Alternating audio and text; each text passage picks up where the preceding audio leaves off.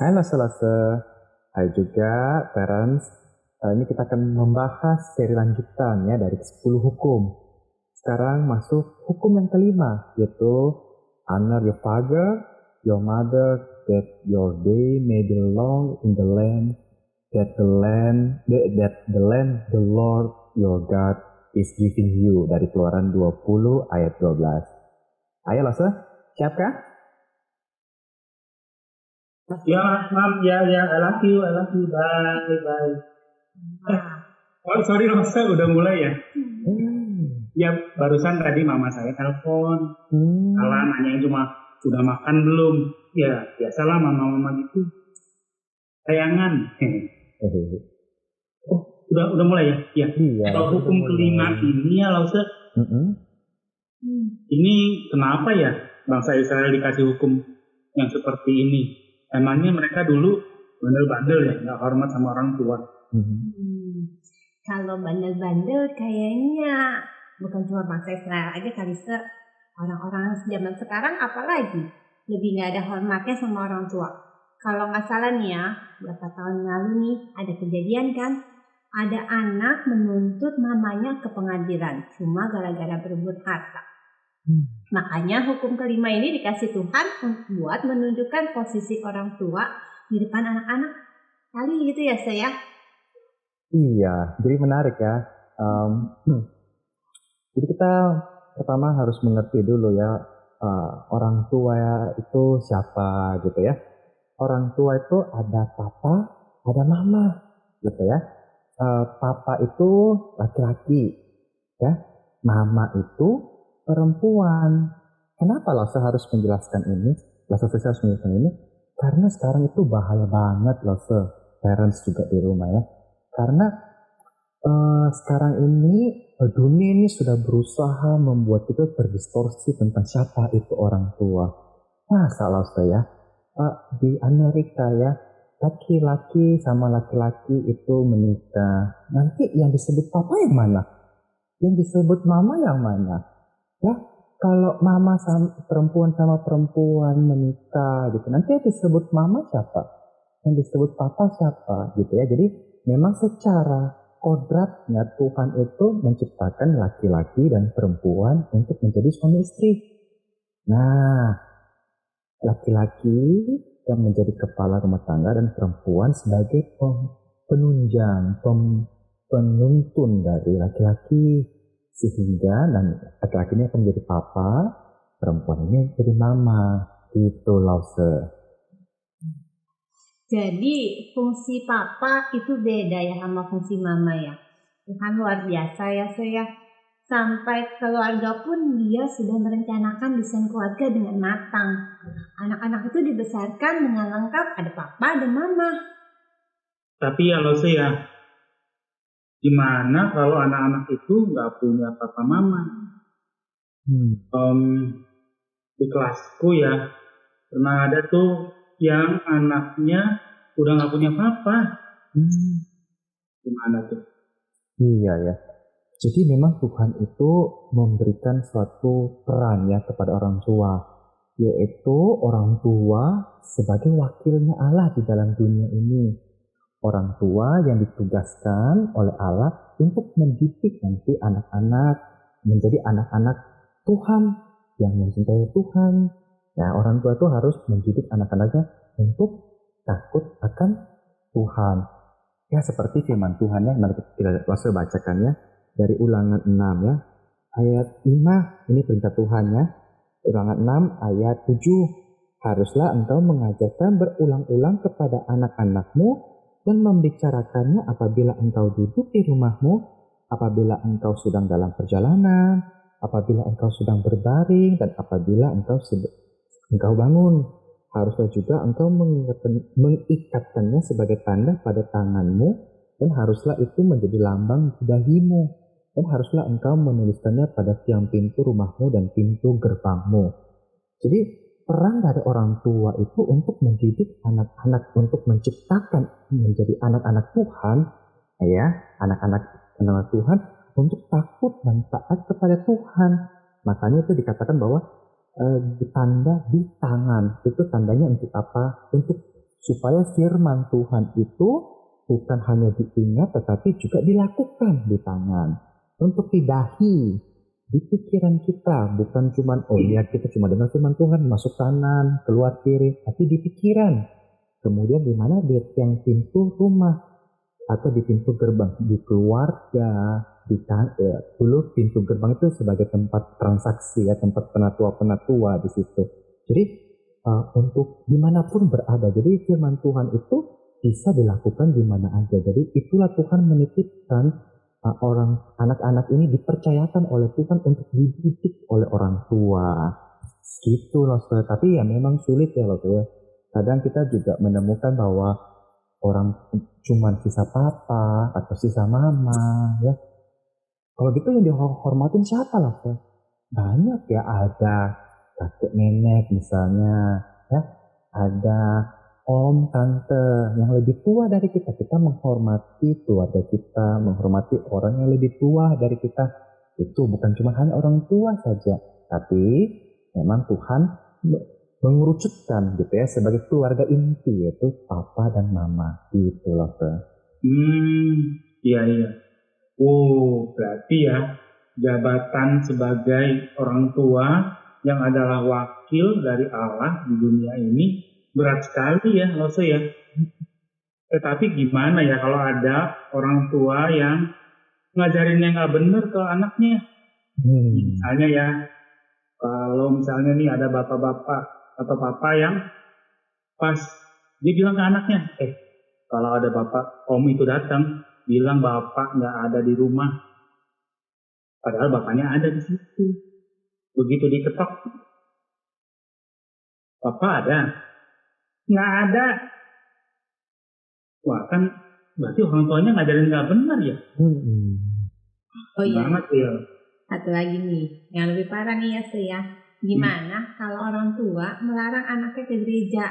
Waduh, mereka apa harus nurut juga ya kayak gitu ya? Ya. Kita kan tadi langsung ada kelupaan nih. Iya, tadi kan ada orang selain orang tua. Nah, langsung Prisly mau menjelaskan lagi lebih detail ya. Bahwa sebenarnya peran ayah itu apa sih gitu ya? Peran ayah itu sebenarnya sebagai mungkin kita semua tahu ya, pencari nafkah, sebagai pelindung keluarga gitu ya. Ketika ada ancaman dari luar, biasanya kepala keluarga sebagai kepala yang melindungi ya anak istri gitu ya. Nah, itu peran ayah. Kemudian apalagi pendidik anak ya. Kalau dulu bangsa Israel itu tugas mendidik anak itu apalagi tugas mendidik dalam iman ya, itu tugasnya ayah gitu ya. Kalau tugas ibu apa? Tugas ibu itu menunjang ya pekerjaan rumah sehingga bisa memberi mungkin masak gitu, atau mungkin juga pekerjaan ibu tuh menjadi perantara antara ayah dengan anak. Kadang kan ayah suka menyampaikannya, anak tuh tidak mengerti maksud ayah gitu ya. Nah, ibu ini yang sebagai perantara menjelaskan maksud dari ayah gitu. Bisa juga menjadi ibu tuh sebagai nanti pengingat papa. Ya iya nanti, kamu ini sudah melukai hati anakmu loh dengan kamu ngomong seperti ini. Nah itu tugas ibu. Nah tadi balik lagi ke pertanyaan tadi Lose. Ya memang sih ini agak cukup nggak mudah ya untuk dijawab. Tapi Lose mau menjawab ya. Dan Lose harap baik Lose di rumah mungkin ataupun juga parents tidak salah paham ya. Secara hierarki Tuhan itu sudah membuat hierarki ya. Sudah membuat ordo ya. Tuhan, orang tua, anak ya. Gitu. Nah, tapi kalau di dalam keluarga sendiri biasanya papa, mama, baru anak gitu ya. Papa sama mama kadang sejajar lah gitu ya. Cuma tetap papa itu lebih tinggi karena papa sebagai kepala keluarga, pemimpin ya. Nah, kalau kita melihat bahwa kalau dalam kasus tadi ya, bagaimana kalau diajarnya bilang papa nggak ada di rumah gitu ya. Nah, seharusnya kan orang tua itu mendidik untuk mendidik anaknya untuk takut akan Tuhan gitu ya. Untuk mendidik anaknya untuk dengar-dengaran sama Tuhan. Nah, bagaimana kalau orang tuanya sebenarnya membuat anaknya ini sebenarnya tidak taat sama Tuhan. Sebenarnya anak itu seharusnya yang diikutin adalah perintah Tuhan, karena Tuhan itu yang tertinggi ya. Perintah Tuhan itu yang tertinggi. Jadi seharusnya mungkin anak juga bisa ngomong baik-baik sama papanya gitu ya. Anak juga harus belajar ya, lause mungkin parents juga harus belajar untuk menyatakan satu kebenaran gitu ya. Meskipun mungkin akan dimarahin ya sama papanya, kamu ini masih kecil ya, tapi tidak apa-apa gitu ya. Anak itu harus belajar mengutarakan apa yang menjadi berapa. Tuhan bilang tidak boleh lo bohong gitu. Papa kan ada di rumah gitu ya. Jadi anak itu terbiasa gitu ya untuk taat sama Tuhan, lebih taat sama Tuhan gitu ya. Tapi tetap kita harus memahami bahwa orang tua itu sebagai wakil Allah. Tapi kalau orang tua membuat kita tuh menjadi tanda kutip ya melawan Tuhan, yang seharusnya kita ikut adalah perintah Tuhan. Cuman kita perlu hikmat ya, kita perlu hikmat yang baik. Karena kenapa? Karena mungkin kita jangan sampai menjadi anak yang kurang ajar gitu ya. Kita makanya oleh karena itu kita juga harus berdoa. Mungkin anak-anak mungkin kalau dalam posisi seperti itu, Tuhan gimana ya? Papa larang saya ke gereja misalnya ya. Tapi saya mau nih Tuhan ke sekolah minggu. Saya mau memuji Tuhan. Saya mau mendengarkan firman Tuhan. Tapi saya dilarang Tuhan misalnya gitu ya. Semoga dengan kita berdoa Tuhan menunjukkan satu jalan misalnya. Oh ternyata someday Papa mengizinkan kita ke gereja. Atau misalnya Papa yang dulu marah-marah sekarang kok berkurang ya gitu. Jadi anak-anak juga belajar untuk berhikmat gitu ya, untuk coba menyampaikan satu kebenaran gitu ya kepada orang tua, meskipun itu menyakitkan mungkin bagi orang tua ya, kayak seakan-akan diguruin gitu. Tapi memang anak itu tetap harus menyatakan satu kebenaran, menyatakan apa yang benar kepada Tuhan gitu loh. Jadi ada perlu hikmatnya juga gitu. Jelas sekarang. Yang pasti Tuhan sediakan orang tua buat setiap anak-anak ya Lose ya. Lose, ini tentang ayat hafalan minggu ini ya. Itu tuh bikin penasaran. Di ayat hafalannya bilang gini, kalau kita hormat sama orang tua, kita akan panjang umur. Apa hubungannya hormat sama panjang umur? Ya kenyataannya ya saya juga kenal sama orang-orang yang di usia mudanya sudah dipanggil Tuhan. Padahal dia hormat-hormat aja tuh sama orang tuanya. Iya, Tuhan itu kan bilang ya, kalau kamu hormat kepada orang tua, umurmu bakal panjang dan di tanah ya Tuhan berikan kepadamu gitu ya. Dan kalau kita memang belajar ya, konteks itu adalah tanah perjanjian gitu. Jadi memang Tuhan itu memang memberikan satu tanah. Jadi dulu tuh bangsa Israel itu Tuhan tuh sudah bilang, tanah ini, tanah dijanjikan kepada kedua suku Israel itu sebenarnya tidak boleh dijual kepada di luar bangsa Israel. Makanya kalau kita nanti belajar, ada namanya tahun pembebasan, jubilation, ada tahun ke-50 gitu ya. Semua tanah itu yang sudah dijual seharusnya dikembalikan kepada yang punya kembali gitu. Jadi dikembalikan seperti semula. Karena memang Tuhan itu sudah berjanji kepada Abraham bahwa Tuhan akan memberikan tanah Kanaan ini ya kepada bangsa Israel. Jadi untuk apa? Supaya ketika kita itu hormat sama orang tua, kita tanda kutip mewarisi gitu ya, apa yang menjadi kehendak Tuhan, supaya kita tetap di tanah perjanjian itu, di tanah yang Tuhan berikan itu. Nah, makanya itu penting sekali. Makanya sekarang jangan heran ya lose-lose gitu ya, kita melihat kenapa bangsa Israel itu berusaha berjuang kembali mendeklarasikan dirinya di Palestina gitu ya. Karena bagi mereka itu tanah yang dijanjikan Tuhan itu itulah yang mereka pengen miliki. Makanya segitu pentingnya tanah itu bagi bangsa Israel, karena ibaratnya hometown-nya gitu ya. Kalau misalnya kita punya kakek nenek yang dulu dari Tiongkok sana gitu ya, merantau ke Indonesia, pasti mereka juga pengen punya kembali ke kampung asal gitu ya, ke tanah air, tanah tercinta. Nah itulah karena makanya konsep perjanjian covenant of land ini penting banget bagi bangsa Israel. Makanya itu yang dihidupi terus-menerus oleh bangsa Israel, covenant of land. Makanya Tuhan bilang, dulu itu bangsa Israel ini beda ya kalau kita bicara tentang orang Ibrani dengan orang Yunani. Orang Ibrani itu punya konsep bahwa kalau saya taat sama Tuhan, saya akan diberikan umur panjang. Jadi gitu ya, konsep orang Ibrani itu, kalau saya taat sama Tuhan, saya akan diberikan umur panjang. Kenapa? Karena bagi orang Ibrani itu kebahagiaan mereka ketika mereka bisa melihat keturunannya, bisa melihat cucu dan cicitnya. Itulah kenapa itu yang mereka inginkan, umur panjang. Sedangkan kalau orang Yunani gitu ya, orang Yunani kuno itu berpikir bahwa yang terpenting adalah eksistensial dirinya, artinya keberadaan dirinya. Makanya kalau orang Yunani itu yang dipahami sebagai neraka itu adalah ketiadaan akan dirinya. Makanya ini akan berbeda sekali kalau kita belajar Ibrani. Makanya konsep nanti ini akan juga pengaruh ya di dalam konsep neraka, surga dan neraka itu dalam konsep Ibrani, dalam konsep Yunani gitu ya, pada abad-abad zaman-zaman Tuhan Yesus itu sangat penting. Itu akan berbeda sekali karena konsepnya mereka itu berbeda. Jadi tanah umur itu sesuai dengan konteks bangsa Israel pada saat itu. Tetapi kalau pada konteks zaman kita ya, seperti tadi ya Lasotri bilang, ada orang tua yang kurang, ada anak-anak yang kurang ngajar sama orang tuanya, tapi umurnya panjang gitu ya.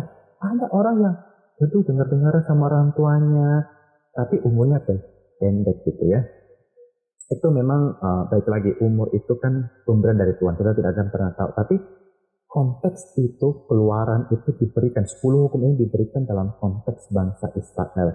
Sehingga kalau aplikasi kita bagi sekarang sebenarnya adalah bahwa kita harus hormat sama orang tua gitu ya, karena itu mereka adalah wakil Allah dalam dunia ini gitu lah.